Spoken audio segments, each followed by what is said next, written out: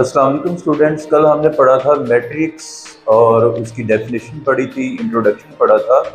तो आज हम जो है ना उसको फर्दर प्रोसीड करेंगे। कल हमने पढ़ी थी उसकी डेफिनेशन और उसके जो एंट्रीज क्या होती हैं और उसमें जो हॉरिजॉन्टल अरेंजमेंट है उसको क्या कहते हैं, वर्टिकल अरेंजमेंट है उनको क्या कहते हैं, आई मीन टू से रोज एंड कॉलम्स ऑफ मैट्रिक्स क्या होते हैं। तो आज हम इसको इस टॉपिक को आगे प्रोसीड करते हैं। नेक्स्ट हमारे पास जो इसकी टर्म है ना वो है हमारे पास order of the matrix. Order of the matrix. अब एक मैट्रिक्स का ऑर्डर क्या होता है इसके बारे में हमने समझना है, तो इसे जरा गौर से देखिएगा। The number of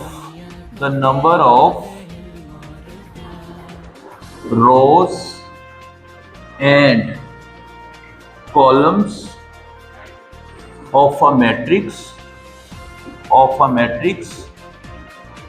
determine its order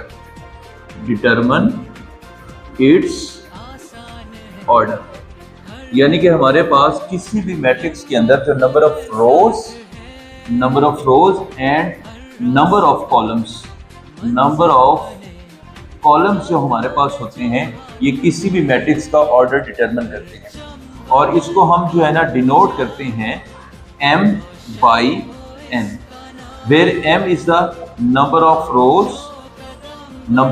rows of the matrix and n is the number of columns of the matrix। ठीक हो गया जी। फॉर एग्जाम्पल अब हम इसकी एग्जाम्पल समझते हैं। फॉर एग्जाम्पल हमारे पास एक मैट्रिक्स थी A 1 2 3 4 5 6। तो देखिए बेटा, अगर हम गौर करें तो इस मैट्रिक्स के अंदर दो रोज हैं। दिस वन, इसको हम कह दें ये इसकी रो है R1, ठीक है, और ये इसकी रोज हमारे पास होगी, रो होगी R2। अब इसमें 3 कॉलम्स हैं, C1, ये C2 और ये हमारे पास हो जाएगा C3। तो अब देखें हमारे पास यहाँ पे नंबर ऑफ रोज कितनी आ गई हैं। नंबर ऑफ रोज जिसको हमने m से डिनोट करना है ये हमारे पास आ गई हैं 2, और हमारे पास नंबर ऑफ कॉलम्स कितनी आ गई हैं। नंबर ऑफ कॉलम्स जिसको हमने n से डिनोट करना है ये हमारे पास आ गए हैं 3। तो इसमें नंबर ऑफ रोज 2 हैं और नंबर ऑफ कॉलम्स हैं 3। सो हमारे पास जो ऑर्डर होगा, ऑर्डर ऑफ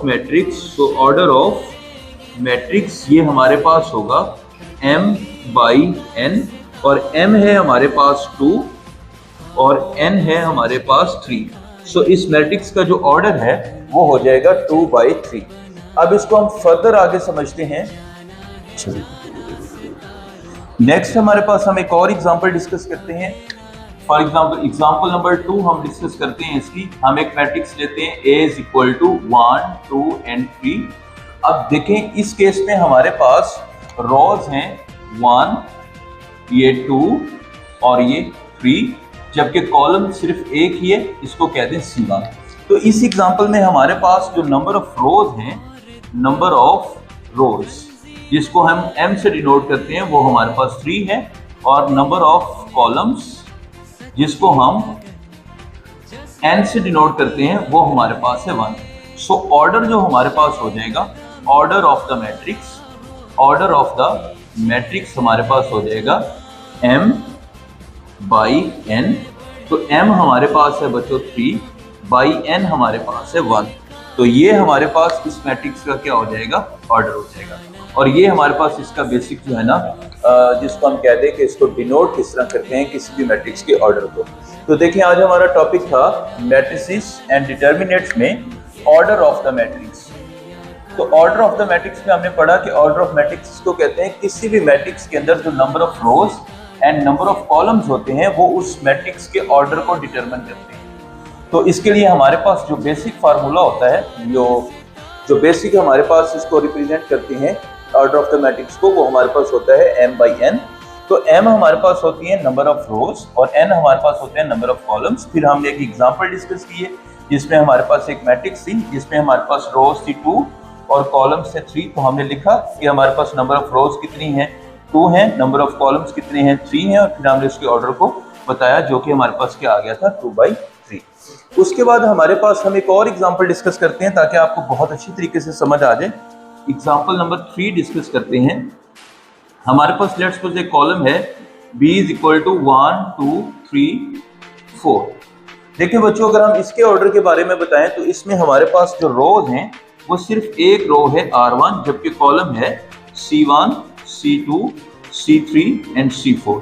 तो इस केस में हमारे पास जो नंबर ऑफ रोज हैं वो हमारे पास बच्चों m, वो हमारे पास है ओनली 1, एंड जो हमारे पास नंबर ऑफ कॉलम्स हैं वो हमारे पास हैं n, जो कि है 1 2 3 एंड 4। सो हमारे पास जो ऑर्डर हो जाएगा, ऑर्डर ऑफ द मैट्रिक्स, ये हमारे पास हो जाएगा m बाई n। तो m हमारे पास 1 है, बाई n हमारे पास 4 है। तो ये इसका हमारे पास क्या हो जाएगा, ऑर्डर। आई होप सो कि आपको अच्छे तरीके से ये टॉपिक समझ आ गया होगा। अब बेटा ऐसा है कि इसके रिलेटेड जो आपकी चैप्टर नंबर 3 है ना, चैप्टर नंबर 3 में हमारे पास जो क्वेश्चन नंबर 2 है उसमें हमने एक्सरसाइज 3.1 जो क्वेश्चन नंबर 2 है उसमें we have to find order of the matrix. So ये जो क्वेश्चन है वो आपने ऐसे प्रैक्टिस होमवर्क में करना है, डू एज अ प्रैक्टिस।